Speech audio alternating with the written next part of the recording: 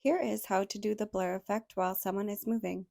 First, select your video, and then you're going to scroll all the way until you see copy. After you copy your video, go ahead and scroll on back until you see overlay. Then drag the clip so it is directly under the other video. Click on effects, scroll to lens, and then you'll see blur.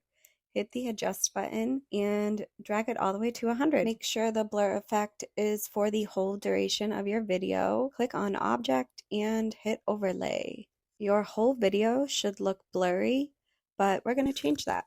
So scroll at the bottom until you see mask. Then you can choose the shape for your blur effect. I decided to use a circle for my face. Go ahead and select the keyframes. Now you're going to scroll through your video very slowly to capture every movement. Whenever you see part of the face, hit the mask button and just move it to cover the face. With every movement, you're going to hit mask, and then you will see the keyframes pop up on your video. And that's how you blur while someone's moving.